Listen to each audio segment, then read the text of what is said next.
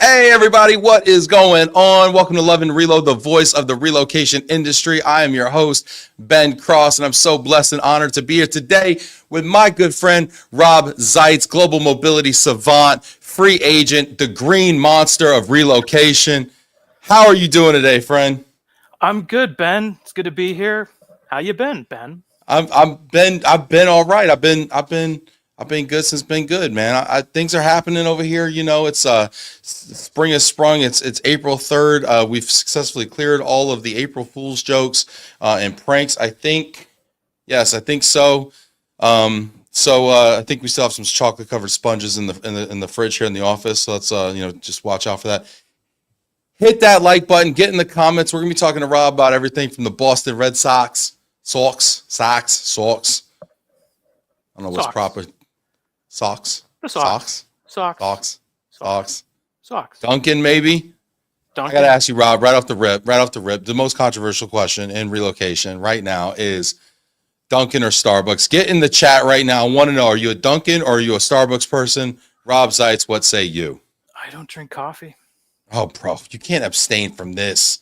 This is like the Boston Tea Party. You got to pick a side. The times I've had coffee, it's been Starbucks because they have all the extra sugary stuff that makes it, kind of less bitter. But for food, if I'm getting the, food, probably Dunkin'. Okay. Yeah. Okay. All right. Well, no, you had it right the first time. You don't got to play both sides. Hey, get in here, hit the like button. The punniest man in mobility on with us today, Rob. Rob, I got to tell you, before we get started, and all kidding aside, we like to joke a lot on the show, but I got to say, I'm really wanted to say a big thank you to you because you are always so, you're such a loyal listener and commenter, and you always have something smart to say. You always have something fun to say. And I just really appreciate it because without people like you, we wouldn't even have a show. So thank you so much. All I can say is you're welcome. No, thank you to you too, Ben. Well, it's a 1 hour show, so feel free to expound. Good night, everybody. Thank you to you for putting on this show. I think it's a great way for everybody in the whole industry. We can often get a little isolated in our little roles. So this is a great place to come together. Yeah, thanks. I love it. Hey, check in with us here. Give Rob some love. Weigh in on the Starbucks versus Dunkin' debate. Look at this. Sean Luchin's coming in here. Nice save by Rob on the Dunkin'. Sean knows, yeah. Sean's keeping track out there. He's wicked smart. Wicked smart you are from Cambridge, Mass. Yeah. Love it. It's true. It's Stephanie de Los Angeles. It's Starbucks. Hi, Stephanie. Oh, all right. Okay. Got another Dunkin' fan. Yo, my own team is turning against me with this Dunkin'. I'm a Starbucks guy. I am. And we got a lot of Dunkiners, a lot of Starbucks haters in the comments. Hey, Rob, excited to hear from you today.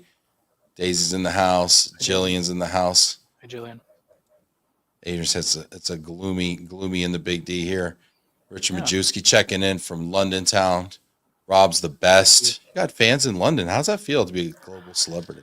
It's been so long. I've kind of gotten used to it, being this famous and popular. It gets old, doesn't it, after a while? It's a little tiring. Yeah. I feel like your life must be like the Amy Winehouse movie when she leaves to go check her mail and there's all this paparazzi out front, She's like, can you just please leave me alone, Yeah, something like that. Yeah. Yeah. It's super cool. We're going to be, what is the Starbucks you speak of? That's great. Richard says, tell you he's got the sharpest wit and always a pleasure to share a joke. Rob, where'd you find your sense of humor? Where'd that come about? Were you always a funny guy? I mean, you always have something to quip, something to say. No, I used to be really quiet and shy, and then I don't know, over the years just developed it. And they're really bad jokes. They're awful jokes. They're terrible. I didn't want to say it, but yeah, they are. But they're on brand for you though. Like that's your thing. It's a volume business. If you just say enough of them, eventually they'll get a laugh here or there. He's a volume shooter. People will laugh just to get you to stop telling them. That's the secret. You know what? I like that. I feel like that's probably a lot of my repertoire as well. Yeah. That's funny. I was I'm reading, or by reading I mean listening to Audible. This book, To Sell is Human by Daniel Pink. Mm-hmm. This came up in the comments that I on a post I did recently about sales and how everyone's in sales and everything. And they talked about the types of people who are successful in sales, and people think it's the extroverts who are successful, right? People that can go into a room not knowing anybody and talk to everybody kind of thing. And then there's the people who are introverts who can also be successful for different reasons, mostly because like they make their client feel like the star of the show. They said the real people who are the most successful though are the ambiverts, who can kind of play both sides depending on the situation. And I was kind of curious, as you said that like for a lot of your, life, you were kind of shy and whatever, but yet you have kind of these customer facing roles and you're obviously, you get really active and engaged in our comments and our shows and go to the conferences and whatnot. What do you think about personality type when it comes to customer facing roles like sales? Yeah, I think that's a really, really good point. I think you can't fake it. You got to figure out which one you are. I think that's when you ask the question about where did the humor come from. I think just figuring out who I was and who I could be. And then I think maybe I would fall in that ambivert category where I kind of play off the energy of the people I'm talking to. If they want to, they're the joke tellers. So if I interacted with you at a conference, Ben, I'd love to just hear you talk. You can just, keep going and I'm going to enjoy it. Everyone else is going to enjoy it. And I've told some, people in the past that if you're talking to somebody at a conference and you want them to hear an interesting story, let them tell something because they're going to be interested in telling it. So like you could maybe have an interesting story that you could tell, but just let them talk. People love to talk about their job, talk about what's bugging them, talk about anything. So let them be them and you just be you. That's so smart. I was at a sales class last night at TCU and the instructor said I go by the 51% rule where the client needs to be talking at least 51% of the time. I think that's so, and what you're saying reminds me of a Dale Carnegie, How to Influence People, old book, like 90 years old book. And he says, you go to a party and, you let somebody talk the entire time, like at a cocktail party or something like that. At the end of the party, they're going to say, wow, this guy was such a great conversationalist. Yeah, I love you. And it's, yeah. So interesting. Get in the comments here. I want to know what you think about, introvert, extrovert, ambivert, conversationalism, sales. Get in here. Richard says, LOL, it's a numbers game. That is a classic line right there. I love it. It's a numbers jokes. It's a numbers game. Yeah. Jillian Guz, the bad jokes are the best jokes. You are always making me laugh, Rob. You're welcome. That's cool. You're welcome, Jill. She's over there.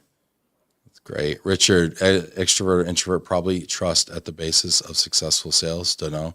Yeah, talk about trust real quick. Like, what are your thoughts? Yeah, that's always the tough thing. How do you win trust? I mean, how do you show somebody you're trustworthy, especially at the start of a relationship where you're just trying to start that first sale? I don't know. I think the first thing would be trust yourself, trust what you're talking about. I think one of the things that I've used to build trust is when I don't know something, I say I don't know. I might be able to say I don't know, but I can try to find out for you, or that person over there might be able to help you. But I think showing that you're human and you're not just streaming a lot of what. I think that's one way to demonstrate trust. The I don't know thing is so powerful. I didn't know as in my 20s that I was allowed to say I don't know. I thought I had to have an answer. If somebody asked me a question, I thought it was my job to have an answer. If I didn't have an answer, I was not doing my job. Yeah. And then I sat next to the senior vice president in a meeting in the boardroom, and we were just getting grilled over something. I think it was like our call center performance or conversion rate or something like that. And he's like, I don't know. We're going to have to think about that. We're going to have to figure that out. I don't know. I'm the new guy here. I'm just trying to figure it out. And I'm just like, you could say that? Like, you could say, I don't know. Like, I know you're making like 8 times more money than I am right now. And you could say, I don't know. And then here I am making like 35 grand. And I'm like, feel like I'm sweating bullets. Just like, I don't think I can say, I don't know. And there's a lot of power in I don't know. Yeah. And I will say you don't want to just leave it at that. You might want to say, I don't know. And here's why I don't know. Like, that's not what we do here. Or I don't know, but this is how I'm going to find out. Or this is who you can go to help out. So I don't think you want to end on an I don't know. I think you want to try to find something to at least tell them why you don't know. But I think an I don't know, and then you flip a question on the other end of it. Like, I don't know. What do you think? Yeah. Could work too. Because a lot of people are trying to get you to like guess what's in their brain too. They're like, hey, what do you think about this? And they're like, are you going to come up with what I already know? Like, so you just flip, I don't know. What do you think? Yeah. And you can but saying I don't know is definitely a trust builder. Yeah, and you can even ask them, well, what about this do you want to know about? And then maybe kind of flesh that out, and maybe you do know something. So, yeah. Yeah. I think trust is really the foundation of all relationships. And I think that we misconstrue trust. I think it's a great question, Richard. I think we misconstrue trust because we think it's a matter of lying and not lying. But I think a better frame is trust is, do we think you're going to do what you say you're going to do? Are you who you pretend to be? Do I feel safe around you? Not safe, like physically safe, but like, do I feel safe, like sharing ideas with you? Are you going to shoot them down? Are you going to ridicule me? Are you going to make me feel small? Things like that. So I think the first thing to Rob's point is showing up kind of authentically. No, being trustworthy, knowing yourself, being trustworthy, being true to yourself, showing up the same way all the time. I just wanted to really make a point right now. Very dramatic. It's very dramatic. These AI cameras are too much for me. Too much for me. And so I think those are big, right? And then showing up consistently in the same way is also a trust builder. And then when you do screw up, admitting you screwed up, apologizing, and making it right, I think those are huge. Yeah, exactly. And I mean, honestly, like the whole be yourself thing, it sounds corny, but like it does. No one is ever going to be as good at being yourself as you are, and you're never going to be as good as being somebody else as you are as yourself. That was a lot of I could write that out a lot more clearly, but I think the point was made. Yeah, Jack Taylor says, "Why pretend? Just be you." For sure, and like that's what like our mom was telling us all along when she sent us to school. Like, they don't like who you are, not good friends. Just be yourself. And I'm like, I don't know if I like who I am. I don't know if I want to be myself, right? So I mean, you got to kind of work on yourself a little bit too to feel comfortable being yourself. Definitely. But that's key. I think we've come a long way with that recently too, where like people are being very authentic. I think the show shows that. I mean, I don't think this show is leading there. I think we're just responding to like where professionalism is these days, where you can talk about, like we had Christian Hall on Tuesday, and he's talking about his faith, right? I mean, that's like, that used to be one of those things you never talk about, sex, religion, and politics. Well, we've talked about all of those in the show, and I don't think that's necessarily that we're an outlier. I think we're just reflecting back where work culture is now. 20 years ago, those are taboo, if not terminable, things to talk about in the workforce. So I think that authenticity is becoming so valuable. What do you think as far as, with technology and AI? I've been thinking about this a lot. It feels like authenticity is kind of the only protection we have against AI. Yeah, I think, AI is a big help. You can have it help you write a blog post or something like that, but you still want to find your voice, because you are trying to build that trust and that confidence and that credibility. If you're letting somebody else do it or some other program do it, I saw this great post on LinkedIn that was kind of about how ChatGPT, you'll always see those dashes in ChatGPT responses. It loves bold, it loves exclamation points. So strip that out of your writing. You can still get help from AI, but it still should be what you want to say. And honestly, like I've had conversations with ChatGPT just about how it's phrasing things. And understanding how it's understanding what I'm saying. So I think that's a big help too. But I saw your video, Ben, the other day about how important like in-person events are, because now you're actually interacting with a human as opposed to a robot that's helping out to write an email response or something. So yeah, Rob, I want to ask you about in-person events, right? That's a really good segue. Well, and I also know that you've got some events you want to plug here too. So we're going to talk about those. Get in the comments here if you got questions or comments here. We want to read those. But Rob, what do you think about the importance of in-person? I mean, we're so virtual right now. I mean, here we are doing this little fireside chat kind of thing right here that people could just log into. Are in-person events important? Are they dying? What are your thoughts? I mean, I think they're critical, especially in global mobility. We're all on our own little islands, so it's nice when we can get onto one island and kind of talk to each other, find out what's going on, what are other people doing. I got an idea for a conference. You just gave me an idea. Relo Island. Can we talk about Relo Island? Jill, what do you think about Relo Island? She loves Love Island. Let's see if she likes Relo Island. Maybe we call it Love and Relo Island. I don't know. I think we can be wild. We can pay for it by having it be a TV show. We can we can find a way to do that. But yeah, it's we're all in our own little worlds. We're getting pulled, the corporates are getting pulled in 5 different directions from their companies. The suppliers are getting pulled to improve service, cut costs, and we're all getting pulled in different directions. It's nice when we can get together. And I think not just let it happen passively where you put 50 mobility people in a room and naturally they're going to talk about things. I think you do, the good regional events, the good national events, they do a good job at sparking the conversations and really, kind of stoking the fire so that people are getting actionable insights from these events and something that they can take home and they can apply to their job.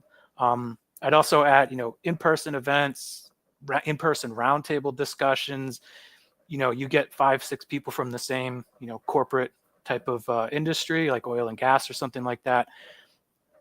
What the value I've seen clients have from that is it's pretty significant, and I feel like they leave that in their job. They just take 2 or 3 steps to improve their program and the job that they're able to do. So yeah, really, I want to talk more about that. But Jill's saying Relo Island, don't need to ask me twice. She's there. I try to read it like dramatically, like as I imagine her saying it. Maybe after a few green tea shots. Richard also loving Relo Island. LOL. You two should be on stage. Hey, what do you think about this idea? I don't know if you've heard about this one or not. I've been thinking about this. A cruise, going on like a 3-day long weekend cruise. Maybe like out of Houston. Houston just feels like a good central city. Go to Mexico real quick or something, or maybe out of Miami, go hit the Bahamas or something. I don't know, nothing crazy, but like a cruise, like a Love and Relo cruise. Maybe we bring a whole lot of corporates on. Maybe do a little learning, maybe a little party, having a little fun, whatever. Like I don't know, 80, 100 people. What are your thoughts? It sounds like the start of one of those true crime stories. I'm not gonna lie. But you're not lying. You are not lying. It does sound like a true crime story. How about instead of going out into all right, we'll kill one person and we'll make an 8-episode podcast about it. Let's maybe start with like a river cruise or a boat. People cruise. die on river cruise boats too, Rob. Okay, but it's a lot easier to people will feel safer. I think on the river versus the Caribbean or is it the Gulf of the? Well, they'll feel safer when it's called the Gulf of America, won't they? At least. Yeah. Just kidding. Too soon. Yeah. I mean, so even how about this? Not even maybe just let's start with one of those boats that are like the river boats in the Mississippi that are like attached to the dock, but they're boats. Like Biloxi? We're going to Biloxi or something? I'm there. We're going to Bossier City? Where are we going? East St. Louis. Let's do it. East St. Louis. Stop. Now that's a murder mystery right there. Right Sean there. says we can get sponsors, sponsored by Speedo, maybe. Like I said, that's very scary. Yeah, that's super scary. I don't know how it would play in a murder mystery. Sean Lucien says Death on the Nile. Yes, that's what I was thinking. That's exactly what I was thinking. The Poirot kind of series, Death on the Nile. That was a riverboat. Bad stuff happens. Heart of Darkness, Apocalypse Now. Yeah, those are all riverboats. So. Joseph Conrad. Are we making Joseph Conrad references right now? I'm in Cambridge. I'm very smart. This guy is deep here. This is good. This is why I like you, Rob. But we got a real question from Stephanie. How can we tell this is an AI avatar of you, Rob? I don't know how I can tell that. Okay. This is what I'm talking about, though. What if, like, one day I didn't want to do this anymore, and I was like, hey, let's just get a little avatar. Maybe the avatar, loses some weight. I can have an inside joke. Maybe an inside joke with Stephanie's. If we have the Relo Island, we can maybe stream it on Peacock. I don't know, Stephanie, if that helps you realize that it's me. Stream it on Peacock. So inside jokes. That's all we're gonna have is inside jokes and like secret like LeBron James like handshakes, like Bronny James handshakes. That's what we're gonna have. I mean, it's a good question. Like video content, how are you going to be able to tell that it's not augmented? That it's like that you can get rid of red eye and cameras and stuff like that. You can make your people's eyes look at the camera and stuff. It's going to happen. I think Stephanie's ahead of the curve here. So like by showing our flaws is the only way we're going to know it's human. Like by me showing that I'm reading Jack Taylor's "Can I Wear a Jimmy Buffett Shirt" is the only way you're going to know it's really me, is because there's flaws. Like, oh, Ben keeps gaining weight. Oh, it must be really him. He's saying a lot, must be really him. He's making poor decisions, it must be him. That's the only way we can know. I don't think we're ever going to know, because I think it can program flaws into its program. You're going to start seeing that. I think you'll see pauses, typos coming out of AI text. It's going to get scary. Yeah, it is scary. Rich is saying, referring to in person, certainly our monthly networking events are totally back on track fully every month, but your webinars bring people together over greater distances. Richard, I'm really curious why you're having, these amazing Saba wine events. I know, and there's a lot of other things going on regionally. But Richard, what is the value prop of you tuning into Love and Relo? I mean, why is it not just like every other boring webinar that people that I sign up for, I half listen to, check my email the whole time, and maybe throw something in the comments just to show that I was actually paying attention, but I wasn't really. What is the difference, Richard? What's the value prop? I'm really curious as a person that does this a lot and has no idea why. Please put it in the comments. In the meantime, while Richard's thinking of a good answer to that and plugging that into Chat GPT, I would like to ask you, you want to plug a couple in-person things, don't you, Rob? Yeah, one is in person and one is virtual. So the virtual one might be AI, but I did want to mention the Rocky Mountain Relocation Group. They're having a spring meeting, April 24th. So I wanted to plug that. I won't be able to attend this one, but I've been going the last 2 years. They have great educational content. They have also fun social events. I mean, I learned how to curl going out there. I did snow tubing at 10,000 feet going out there. Oh my This gosh. time it's going to be at a restaurant called Evolve, and it's in Denver. And I think the theme of the content is all around the evolution of mobility. It's kind of like the theme of the show. So yeah, it's a great group up there. But as everybody always tells me, if you're going to Denver, drink a lot of water. You're going to hear that about 1,000 times. Drink a lot of water. Gotta hydrate for the elevation. I'm out of water. Then you can't come. Can't go to Denver. Go to the boat. I'll be in Bossier City. You guys can connect through Bossier City. Yeah, there you go. Yeah, that was one event I wanted to plug. Also, you mentioned Krista Caldwell, who's big mobility influencer, super famous. Krista's awesome. She is the best. So she's also a yoga instructor. We're going to be putting together a webinar or a yoganar. We're going to be talking about. You say yoganar, dude? Yoganar. I don't know if we're allowed to say yoganar. Yoganar? It just sounds like a Klingon warship. Yeah. We're beyond the SS Yoganar. That's the boat that we're going to take out in the Gulf. But yeah, so we're going to be doing a webinar. It's not going to be a yoga class, so you don't have to, dress for yoga. It's going to be about taking care of the most important part of the global mobility system, which is not technology. It's the mobility professional. It's the person who's making it all happen, and how you can apply some philosophy and some thoughts from yoga and mindfulness, and how you can help use that to do a better job taking care of your mobility work. Because kind of like yoga, you get stretched in all different shapes and directions when you're doing mobility. And yeah, so we're going to be doing that sometime in late April or early May. We're still working on that. We're a little flexible right now. My goodness. Yeah. Oh my goodness. They keep coming. It's nice to see you freestyle off the dome like this. I thought maybe you had to like pre-write some of this stuff, but this is good. Like I'm just seeing it come. We got people excited about it. Yoganar, kind of loving it actually. Yeah. Gary's like, I'm going to bring yoganars to Mississippi. He said, I'm dropping a comment to show I'm listening, not listening. Ping me when you get to Biloxi. Thanks, Gary. I appreciate your split attention there.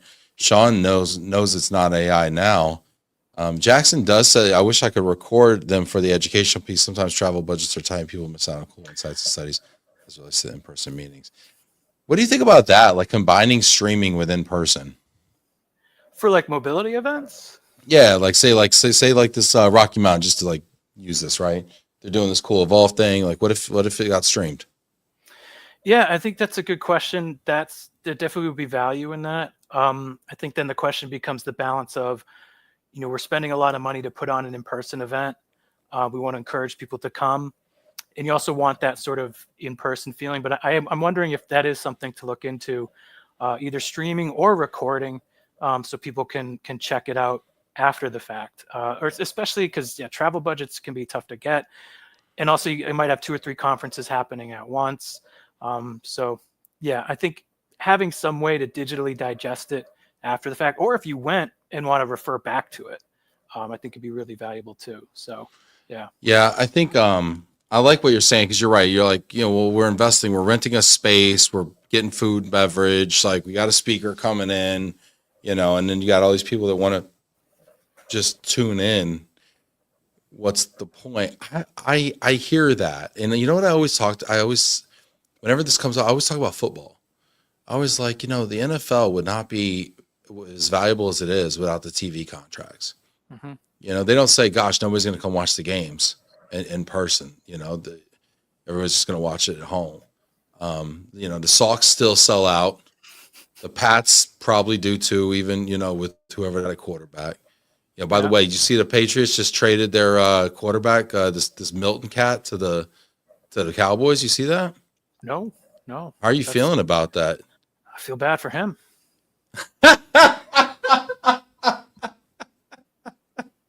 That's awful. Man, that's they could have just cut him, right? Why you got to do all that, Yeah, that's awful.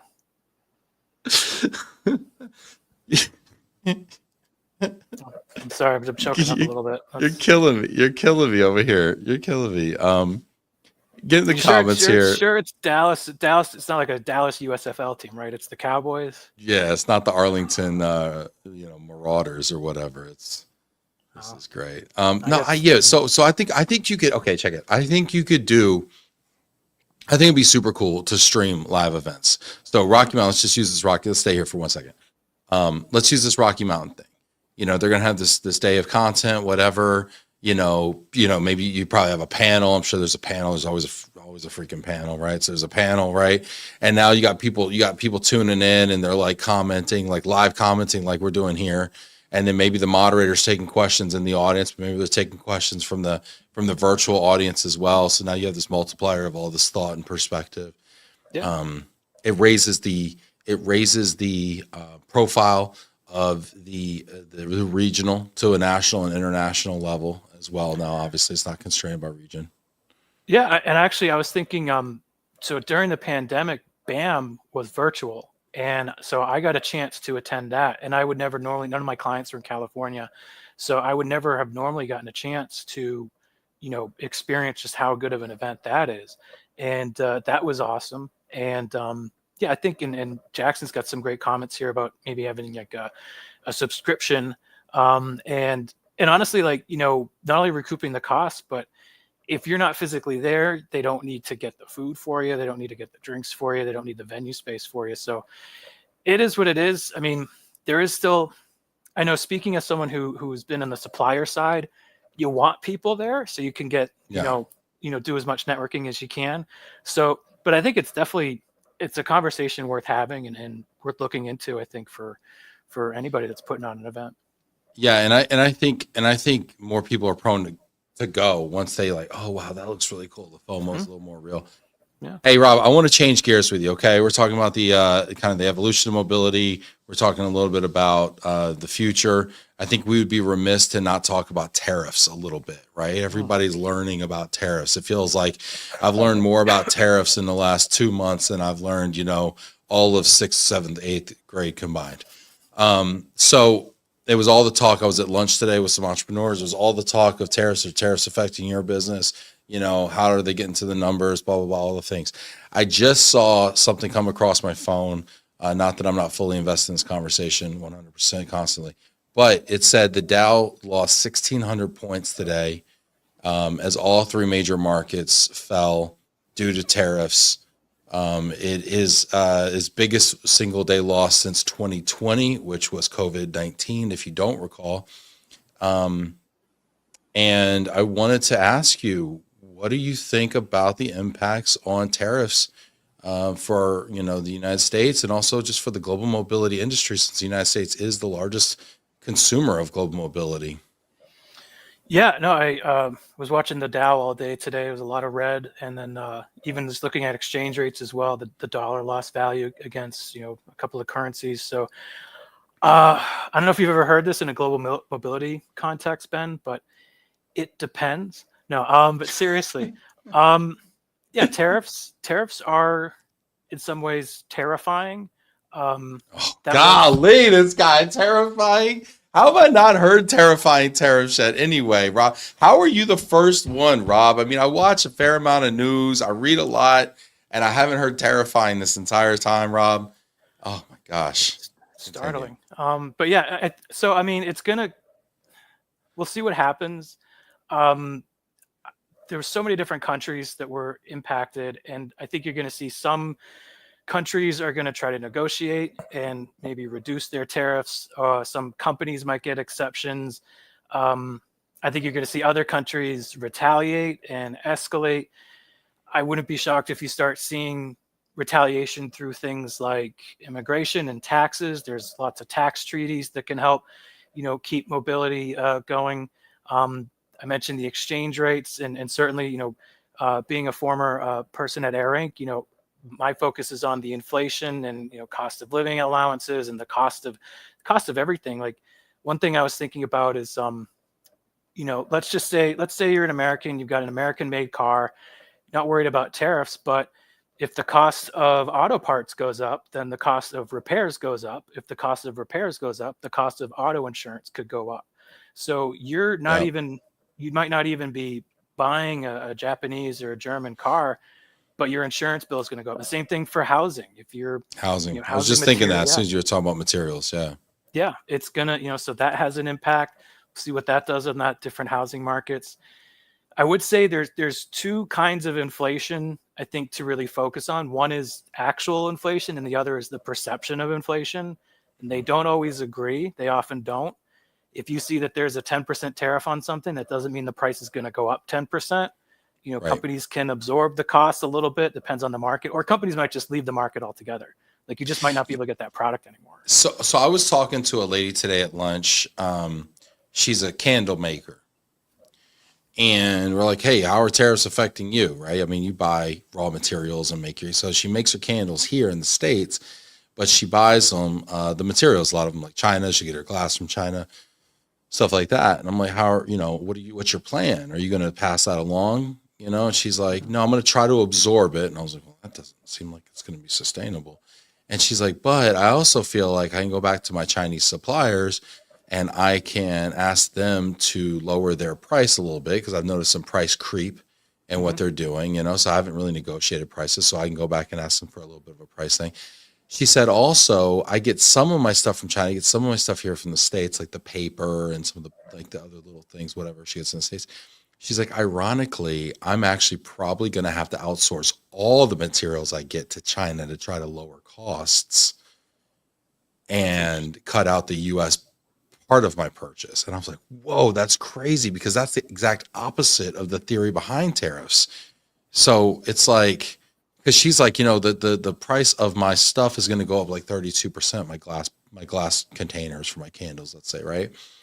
And I might be able to get some of that back, but she's like, the bigger impact to my cost, to lower my cost structure, would actually be to take all the stuff that I produce here domestically and actually offshore all of it, and try to nibble back 15-20% there. Yeah, I just thought that was interesting. That's really interesting. I bet she could wax on and on about the impact to her business. But yeah. I'm so sorry. I apologize to everybody. This guy. But wow, it's enlightening, isn't it? But that is a great, awesome example of this is not going to be simple or straightforward. And I've been seeing things that, like Walmart and I think now Target, are trying to negotiate with their suppliers in China to try to have sharing the absorption of the costs, so they can still do business and make that happen. So yeah, it's not a straight up thing, but also, even if you have a product that's completely domestic, once their international competitors start raising their prices, then the domestic prices might trail a little bit behind that and be like, well, that's what I thought, right? And I heard Trump came out and told the U.S. automakers, like, listen, don't you guys start raising your price. But to be honest with you, if I'm setting pricing is not a function of how much something costs. Pricing is a function of how much the market will bear, how much someone will pay for the service, right? Mm-hmm. I mean, our iPhones are a perfect example of that. I mean, the market on these things is like 10x, right? So has nothing to do with how much something costs. People make that mistake all the time. So if my competitors now, if I'm Ford and my competitors Toyota, Hyundai, BMW, et cetera, are all getting, having to raise their prices 20, 30, 40%. Who knows, what's actually going to end up being. Mm-hmm. It's like, I mean, I'm going to nudge up a little bit. Why am I going to leave $5,000 on the table between super? So dramatic. So, dun, dun, dun. What do you think about that pricing? But yeah, Dun, dun, dun. there's You like there's apples? Apple phones. You like apples? How you like them apples? Dun, dun, dun. But yeah, I mean, there's a natural inclination to want to try to get as much money as you can for your product or for your work. So yeah, prices could start gradually going up, or maybe not. I think the important thing from all this is that, I would always tell my clients, we can talk about the theory of it. If there's a new VAT here, there's a blockade there.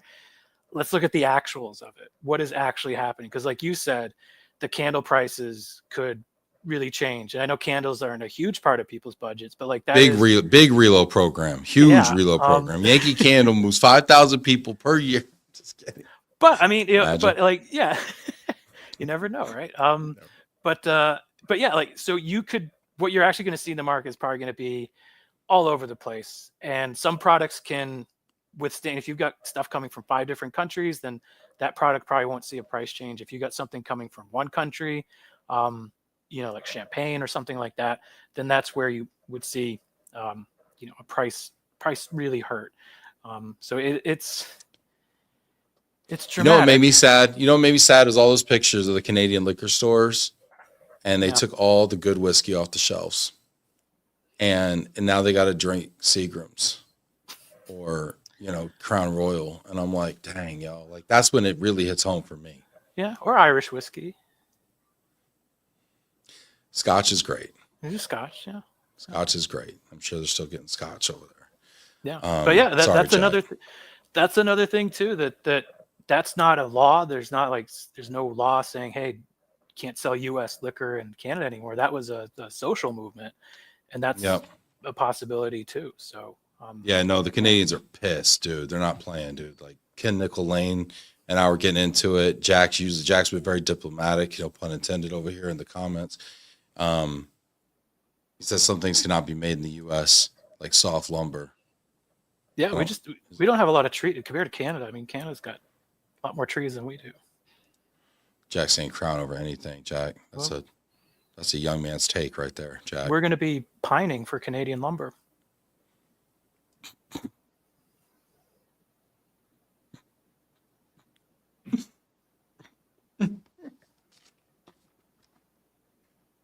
Can't wait.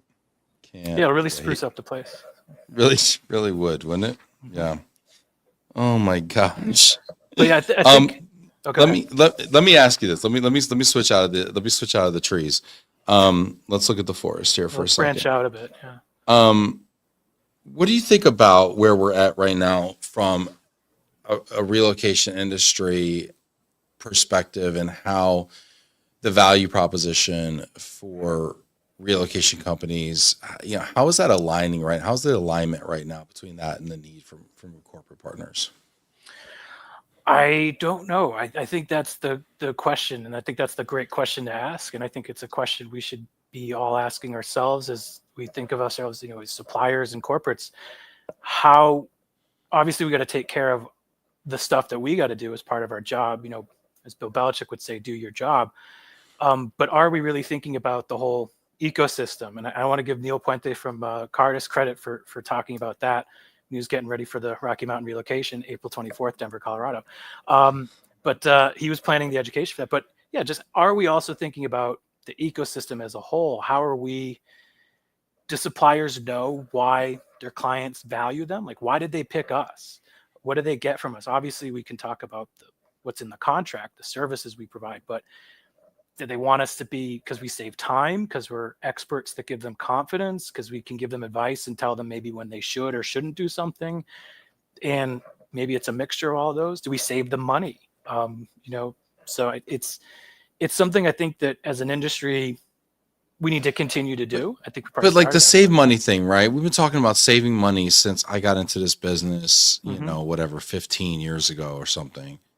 And like every year, you can't save money in a rising cost environment. Costs have been rising for the last 4 years, right? So it's like at some point, it's like we got to dust off our value prop a little bit, I feel like, and we have to like do things differently or attack a different problem here. I mean, this industry has really been built on to a large degree domestic home sale Hmm. and the shipment of household goods.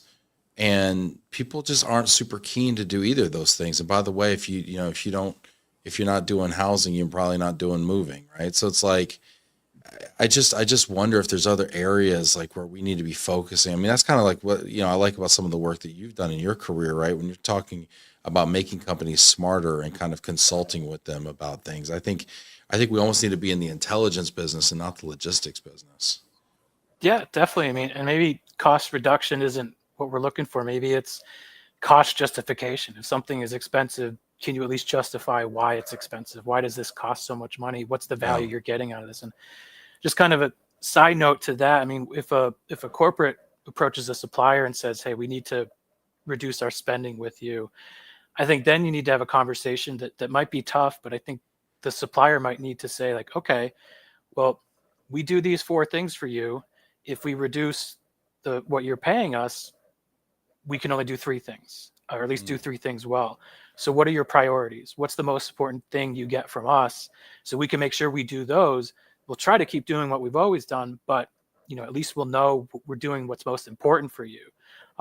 And again, that's easy for me to suggest that because it's a very tough conversation to have, but that might be the type of conversation we have to start having. Well, and that's kind of where get in the comments here, y'all. Let us know what your thoughts are on this. We got a lot of service providers in the comments right now. Let us know where we're right, where we're wrong, what we're missing. Hit that like button as well. Yeah, it just feels like we got to do. It feels like we got to do something different here. And I don't know if the revenue models are there to support it.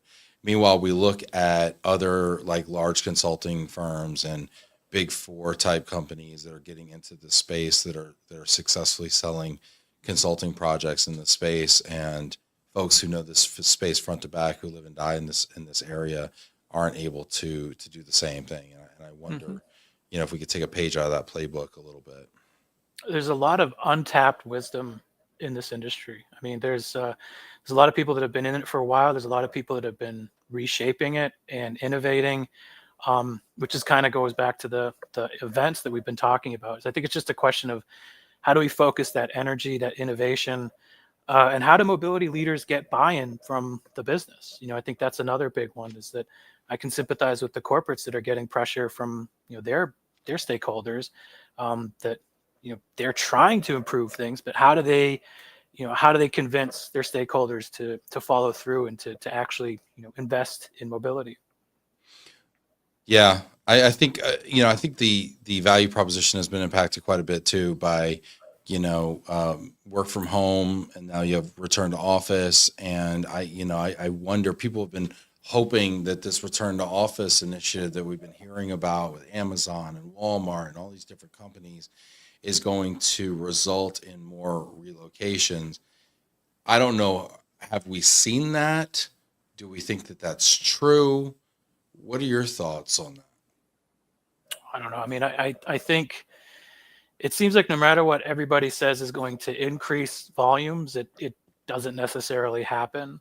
Maybe it keeps the decrease slower, but Mm. yeah, I mean, I would defer to you, Ben, and to the people in the chat about the type of volumes they've seen. If there is a return to office, did they see higher volumes from that specific company? I'd be curious to know that.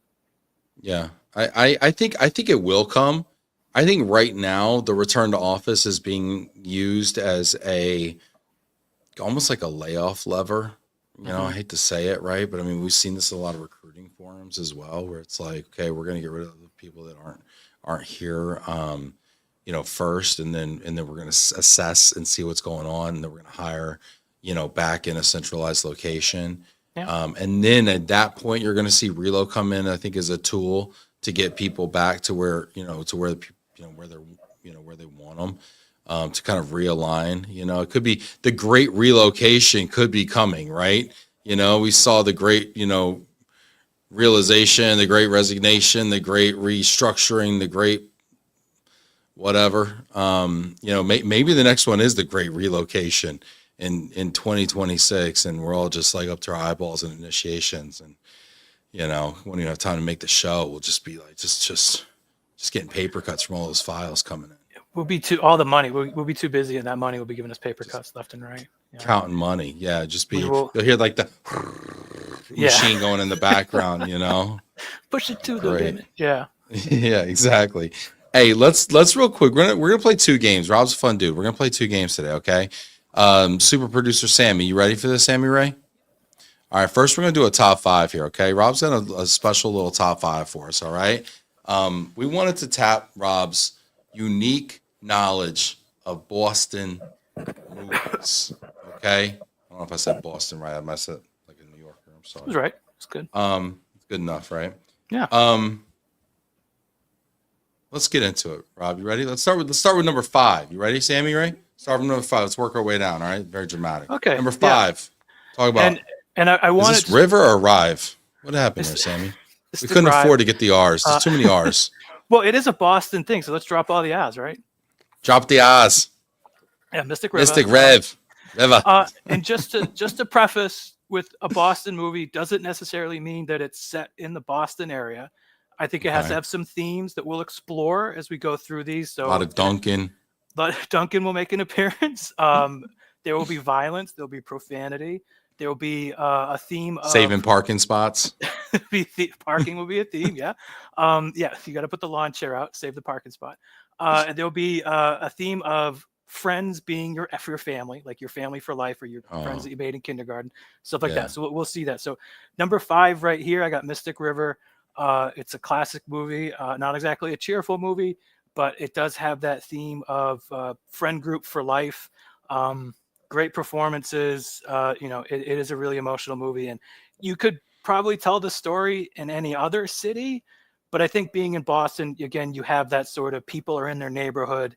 They live there their whole life. And even if they separate, like the characters in Mystic River do, they still have that connection in that bond. Yeah. Yeah. So Stephanie's right. An Affleck brother, definitely. You get half credit. You get half credit for one Affleck. Yeah, definitely push. So Mystic River is number 5 on our list right there. Mystic River, number 5. Okay, all right, I dig it. I don't know that I've seen Mystic River. Who's in it? Is there Casey Affleck? Is that what we're having? I don't think there are Afflecks. I think this was pre. There's no Afflecks. They're pre-Afflecks. This is a little older than that, or it might have been at, but it, maybe like their dad was in it as an extra. Sean Penn is in it. Okay, honorary Affleck. Tim Robbins, Lawrence Fishburne, I think. Lawrence Fishburne's in it. There you go. Yeah, it's got this. Another theme is there's going to be the police. They'll probably be involved in one way or another. This is and the cops are crooked, huh? And the cops are at best gray, you know, but often crooked. We'll see that in this list. Yeah. So yeah, Mystic River number 5. Check it out. Again, it's dark. It's got some, yeah. So just, you know, look into that before you watch the movie. Look at Robert coming in here, like IMDb Munn over here. Love it. Yeah. Bobby IMDb Munn. I love it. Is that a casting certification you got there? Oh, well, it's Olympic. Okay. Very cool. Super cool. I like this Robert Munn guy. Yeah. Look at that. Always paying attention. Extra. Yeah, gold medal. All right. Too soon. All right. Number 4. Number 4. Again, we're staying with some really cheerful stuff here. We have the Boston Strangler from the cops crooked in this one. We're gonna do this. We're gonna play this game where the cops crooked in this show, in the movie. Not crooked, unethical. But yeah, there are cops. Did I lose him? Can you hear him, Sammy? I think we lost you here. Can you hear me? You can't hear me. You can hear him. It's just me. It's just me. Hold on one second. I want to hear this one because yeah. Can everyone else hear? I lost my audio here. I'm losing my audio. Let's see here. It's always the last place you look. What's going on? Or hear. I think did my AirPods die here? Hey Sammy, let me get hold on one second, Rob. We're going analog, Rob. 1 second here. I got to hear about the cops. Oh my gosh, Sammy.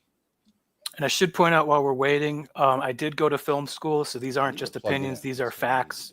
You really don't, and anybody here really can't dispute my opinions on these. All right, Rob, can you hear me? I can hear you. Can you hear me? No, probably not. Here we go. I can hear you. I got you now. All right. Back to where we were. The Boston Strangler, number 4.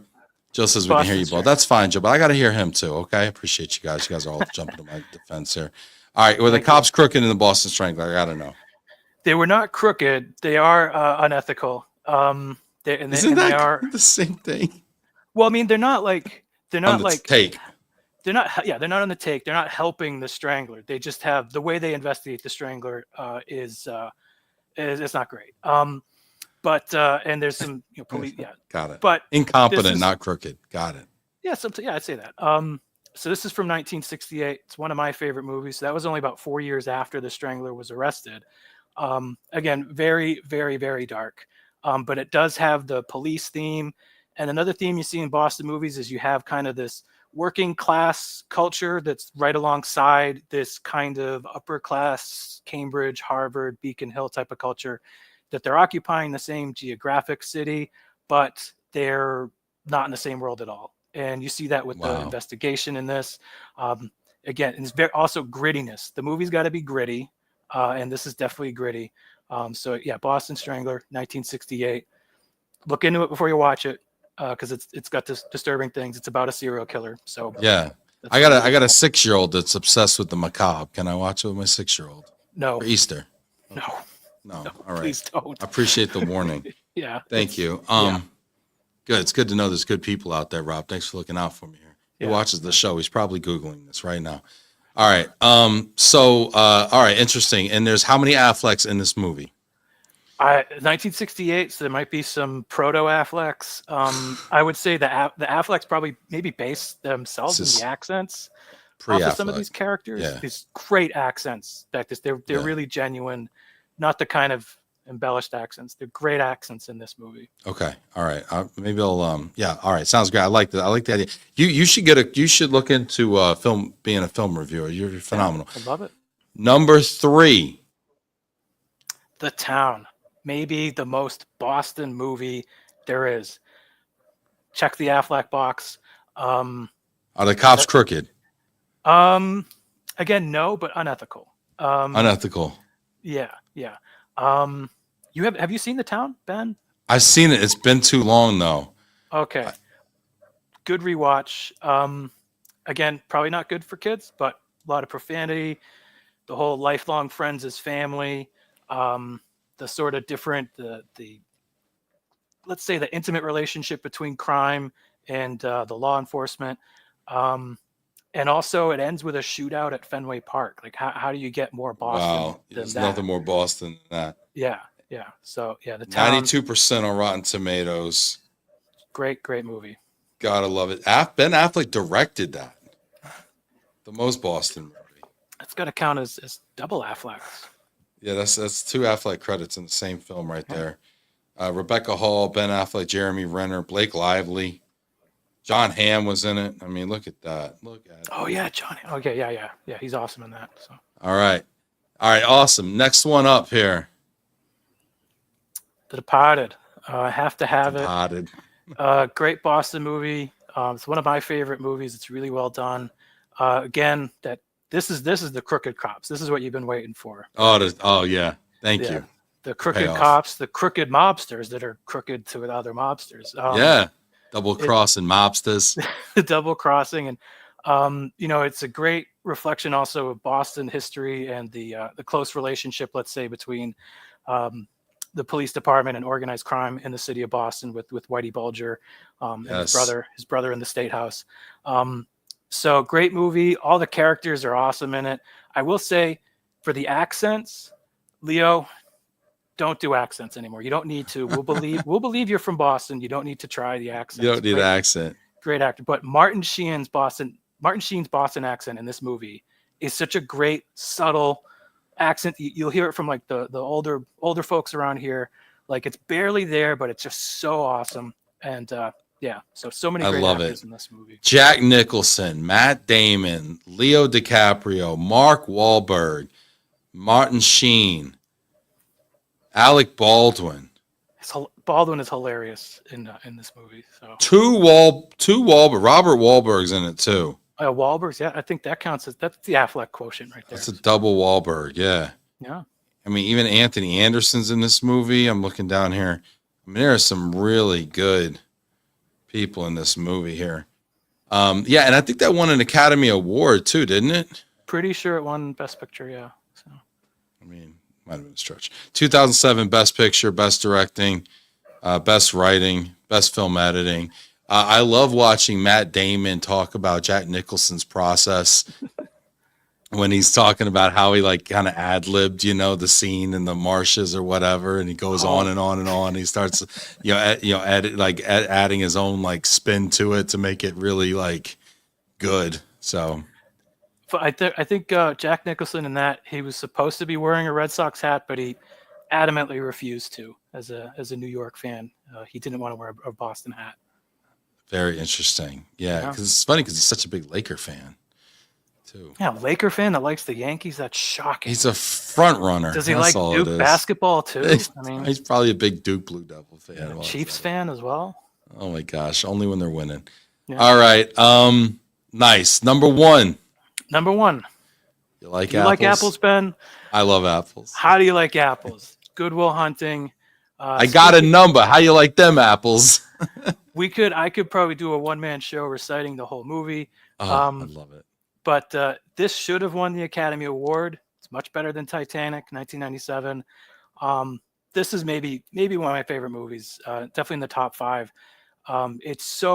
Acting is so brilliant. Robin Williams in this, I might start choking up a bit because he's just so awesome in this movie.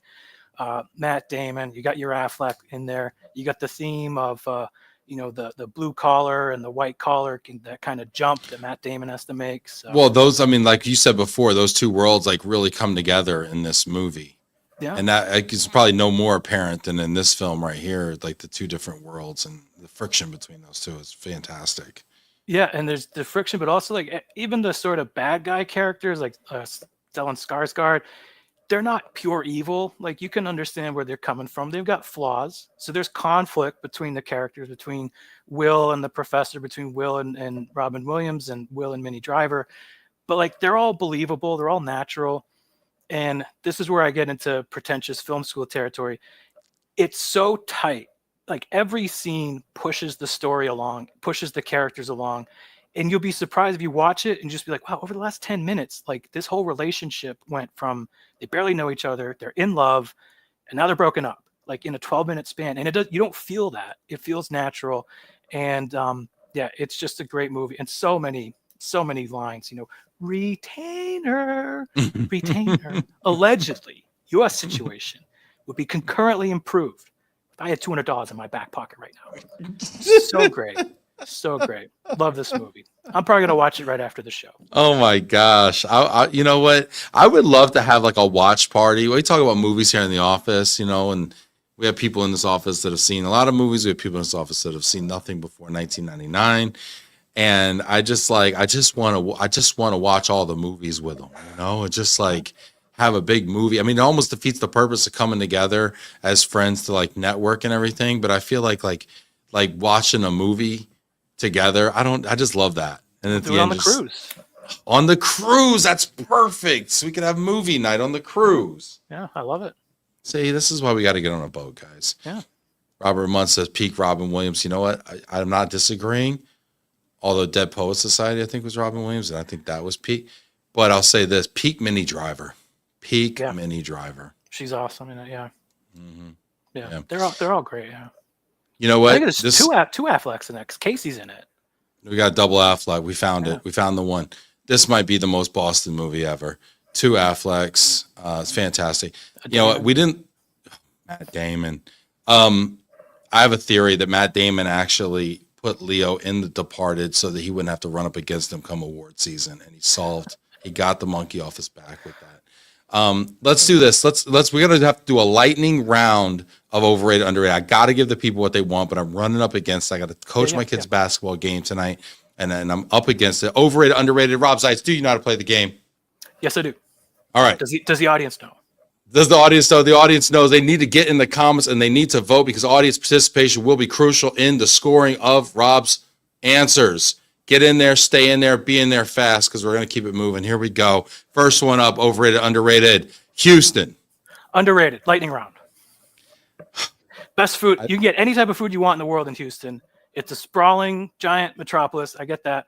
But anything you want to do, anything you want to eat in Houston, they've got crawfish. They've got Vietnamese crawfish. They got Argentinian. They got French. They've got barbecue, Tex-Mex. Anything you want. And a rodeo. I feel the way about Houston, the way that you probably feel about New York. You know it's a superior city, but you hate to admit it. I will reluctantly give you a point just because I give you the tie goes to the runner. All right, let's go. All right, let's go. Boston accents, overrated, underrated. Overrated. People embellish it too much. Most people around here don't even really have one. So when you see it in movies and stuff like that, it's kind of an exaggeration. It's an affectation. It's an afflectation. But afflectation. Yeah, even Matt Damon and Ben Affleck in Good Will Hunting, they don't sound like that in real life. So it's something that I think, and I used to do this when I was a kid too. I had a really bad Boston accent. You put it on so you sound cool. Some people it's legitimate. Don't want to insult them, but a lot of the times it's pretend or it's exaggerated. Exaggerated. Wicked hot. Yeah. Wicked. Yeah. All right. You know what? I'll give you that one. Let's go. Let's keep it moving here. Overrated, underrated cultural training. Underrated. Because I think, I've experienced this when I've traveled abroad and like you sit down at a restaurant in Paris. I have no idea how to order. Is the waiter going to come over here? Do I have to go up to the bar and get something? You gotta snap your fingers at them. Yeah. Get their attention. This happened to me, and it's like it's not the worst thing in the world, but then you leave the restaurant and you're like, what else don't I know about here? So I think it's that confidence that you can get to be in a city and actually be like, okay, I can figure this place out. I can do my job here. Do you think that you didn't know how to order, or maybe they just didn't know how to wait tables? I'm going to say it's on me. I hear the service sucks in France. I'm saying it's all back at the house in France. It's all in the kitchen. But that's the thing. It's like the expectations. Like you go out for pizza, you sit there, you have to ask them for the check. They don't want to bug you. That's their version of customer service. They think that you're going to be there, chill for a while. As Americans, we're kind of used to somebody coming up to us in the middle of a meal and saying like, how's everything? I don't think that would happen in France. And that's just not part of they would see that as an interruption. All right. Sounds good. Another point. Look at you on a roll here. Afflectation. Paris, don't worry. They'll be rude anyway, Richard says. Yes, it is the Parisians' fault. We know that. Yes, we. All right. Next one up. Overrated, underrated, hour-long meetings and podcasts. Hour-long podcasts, underrated. Hour-long meetings, overrated. Everything doesn't need to be an hour long. And also, I'm a big fan of like 55 or 50-minute meetings. You can even, I would say, start those at like 5 past the hour or 10 past the hour. Make sure people have a chance to breathe in between meetings and do whatever they got to do and kind of refresh themselves. But yeah, not everything needs to be an hour. 45 minutes can work. 25 can work. Adjust the meeting to the goals that you want to accomplish. I feel the same way about hour and 5-minute podcast as you feel about 55-minute meetings. Next one up, another point for Rob over here. You got to leave some bathroom time. Last one, overrated, underrated, sales skills. Underrated. And I think we think of sales as, Glengarry, Glen Ross, or always be closing. Always be closing. But I think mobility leaders could benefit from getting some sales skills so that they can, I know they've already got a seat at the table, but so they can pitch, so they can develop a pipeline of their prospects they want to pitch to, so they can close, objection handling, get some sales training, talk to the people that sold you stuff, get some sales training so you know how to sell and get the things done that you want to get done. I don't even think they know where the table is. All right. I think sales skills are so important. Everyone's a salesperson. Don't get it twisted. Don't think you're not. If you don't think you're a salesperson, trust me, something's missing in your life because you didn't sell it. That's what I think. Richard Majewski says our stand-up meeting's still fashionable. I'm standing right now. Richard, what are you doing? Huh? What are you doing, buddy? Anyway, love you, bud. You know what? A perfect 5 for 5. Rob Zeitz. I'd expect nothing less from the savant of global mobility here. Rob Zeitz here, wicked smart from Cambridge, Mass. Rob, this has been a pleasure. Thank you again for being such a phenomenal guest, a phenomenal supporter of the show. We couldn't do it without you. You want to leave us with a final thought before we adjourn? Just want to say, Ben, thank you for hosting the show for so often and being consistently great and continuing to improve. I came across your show during the pandemic, and it helped me stay connected with mobility and what was going on elsewhere in the industry. So, if I'm a fan, it's because you deserve it. So, thank you. Hit the like button, hit the clap button for Ben Cross, everybody. Thank you so much. I really appreciate it, Rob. Those are really kind words. And honestly, we do it for the smart people out there. So thanks for watching. Appreciate you. Take care, Rob. I can't wait to see you soon, buddy. Bye, everybody.